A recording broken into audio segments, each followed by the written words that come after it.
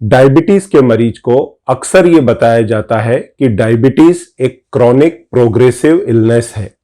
इसका मतलब है क्रॉनिक यानी आपको लंबे समय तक दवाइयां लेनी होंगी, और प्रोग्रेसिव मतलब धीरे धीरे आपके जीवन में, आपके बॉडी में कुछ इस तरह के साइड इफेक्ट्स या कॉम्प्लिकेशंस डायबिटीज के आएंगे, जैसे ब्लड प्रेशर का बढ़ जाना, पेरिफेरल न्यूरोपैथी, कोई कार्डियक प्रॉब्लम या ब्रेन प्रॉब्लम होना, किडनी खराब होना, निगाहों का कमजोर हो जाना, हाथ पैरों के अंदर घाव का न भरना, उनका काला पड़ जाना, पेरिफेरल न्यूरोपैथी, इरेक्टाइल डिसफंक्शन या फंगल इन्फेक्शंस।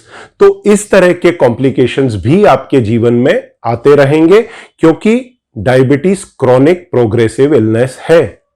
और यह सब हुआ डायबिटीज की दवाइयों के रिसर्च और इनोवेशन के बाद। दरअसल जब इंसुलिन की खोज हुई, उसके बाद में 1960s के अंदर जब एंटी डायबिटिक ओरल मेडिसिन आई, तो डॉक्टर्स ने और साइंटिस्ट ने यह सोच लिया कि डायबिटीज का यही एकमात्र उपाय है और हमें इस बीमारी का तोड़ मिल गया है।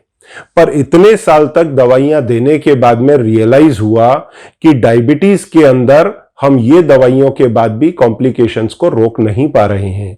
मरीज की डायबिटीज पूरी तरह कंट्रोल में नहीं आ रही, उसको हम क्योर नहीं कर पा रहे हैं, और कॉम्प्लिकेशंस के बने रहने के कारण आज हमारे अस्पताल भरे हुए हैं, सरकारों के और लोगों के बजट डिस्टर्ब हो रहे हैं।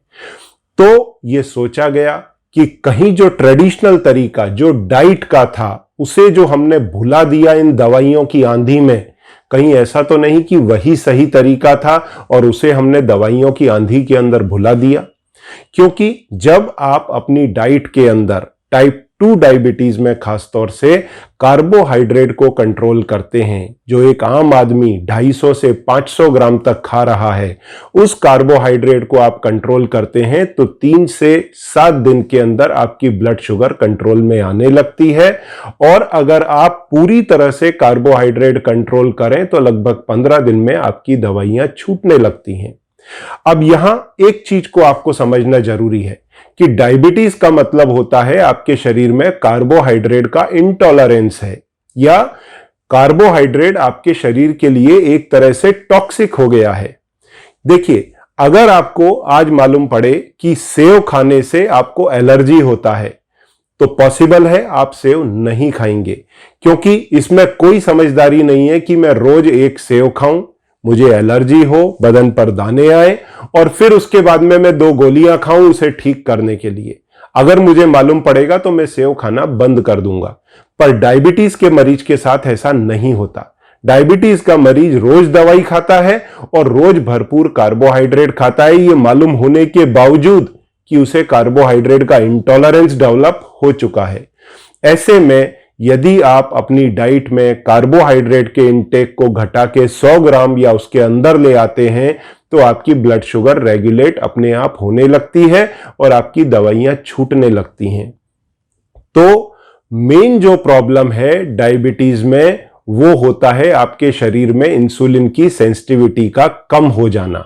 देखिए, टाइप 2 डायबिटीज में आपके शरीर में भरपूर इंसुलिन बन रहा है, जरूरत से ज्यादा इंसुलिन बन रहा है, पर आपके शरीर की जो कोशिकाएं हैं वो उसके लिए इनसेंसिटिव हो गई हैं।